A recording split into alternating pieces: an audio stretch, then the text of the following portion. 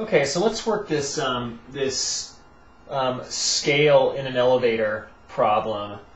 And so I went ahead and just drawn this guy standing on a scale.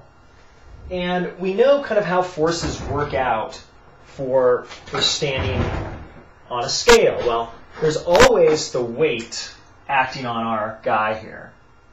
So there's always weight pulling down on our system, and our system again is the guy here. And the scale pushes up. It's basically, you can think of it as the normal force. You can think of it as the spring force. We'll call it the scale force. And the scale, therefore, pushes up on our system. So there's our scale force that pushes up. And I just didn't draw it here because it's kind of cluttered there. But nevertheless, this is basically the scale force is basically, remember, when you stand on a scale, you're compressing some springs in there. And those springs are supplying an upward force to keep you stationary. And it's the scale that reads the compression of those springs. Your scale reads the spring force. So we'll just call that the scale force here. So let's draw a free body diagram. This is relatively simple because it's a one-dimensional situation. There's only up or down motion and up and down forces. So our free body diagram then, here's our guy. There's a scale force pushing up, and there is the weight of the guy, and we'll just call it mg, because that's the value of the weight acting downward. Okay, so there's our kind of curved y-axis. Didn't draw it that straight, but nonetheless, there's our free body diagram. So in part A, we're asked, what does the scale read when the elevator's at rest? Well, obviously, we know it's going to read his weight mg, but let's go ahead and explicitly calculate that. So part A here, the scale is at rest. And when the scale is at rest, we know what the y acceleration is. The y acceleration is 0. So therefore, when we apply Newton's second law to the y direction, so the sum of all these y forces, the net y forces equals mass times y acceleration. Y acceleration is 0. Okay? So these y forces have to add up to 0. So when we consider our y forces here, we have the upward scale force. So that gives us a positive force, F scale. And then mg points downward. And remember, downward we're taking as negative. So that gives us a negative mg. So there's our two forces. It's F scale minus mg. The minus comes in because the weight points downward. And that has to add up to 0. So therefore, the scale force equals mg. Okay, we just added mg to both sides of this equation. That tells us the scale force equals mg. And when you find mg, it's we have 80 kilograms. Acceleration due to gravity is 9.8. That gives you the number 784 newtons.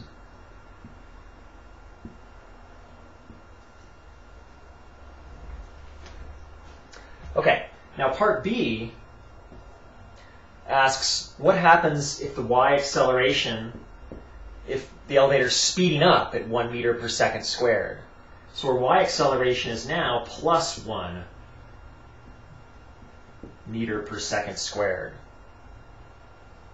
Okay, so starting with Newton's second law here, the sum of the y forces equals mass times y acceleration.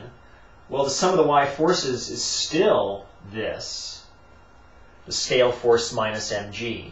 So therefore, the scale force minus mg,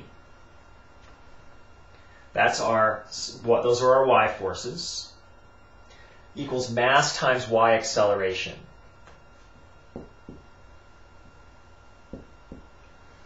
Okay?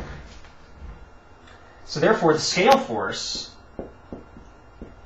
is mg We add mg to both sides here, and we get mg plus mass times y acceleration. So we can see right away we're going to get a larger value than we did in part A, because we have mg plus mass times y acceleration, and the y acceleration is positive. So our apparent weight, or at least the scale, is going to read a value that's larger than the 784 newtons we calculated in part A. So mg is 784 newtons, okay, from part A. And then we have mass times ay. So mass is 80 kilograms. Y acceleration is plus 1. So we get plus 80 here. So our scale reading is increased by 80 newtons. So that gives us an answer of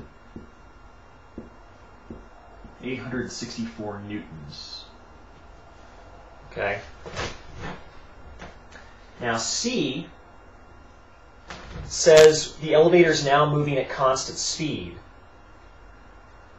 So what does constant speed mean?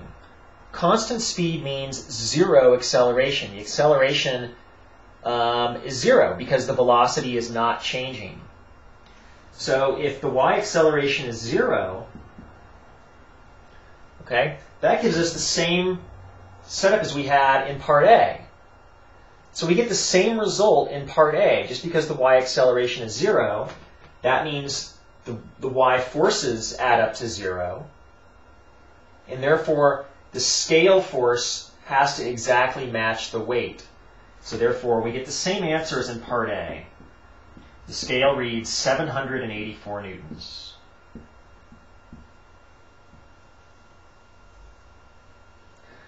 Okay?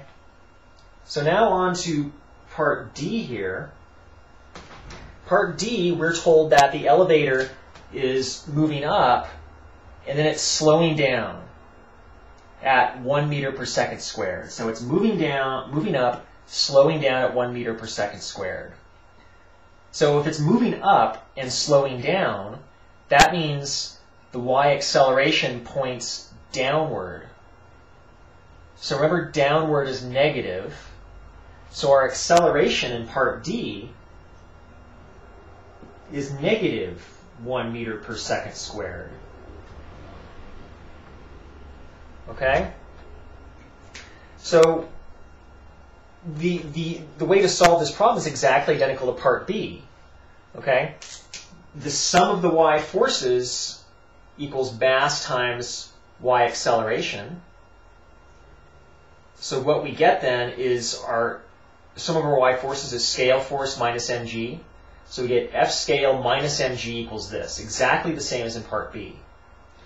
So our scale force is mg plus mass times y acceleration. Okay? mg is 784 newtons.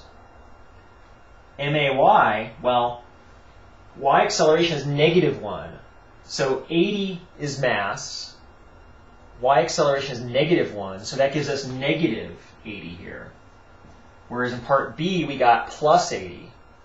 So 784 minus 80 gives you 704 newtons. So we get a smaller value than the person actually weighs. So this problem kind of illustrates then how your apparent weight can be larger or smaller depending on the direction of the acceleration in the elevator.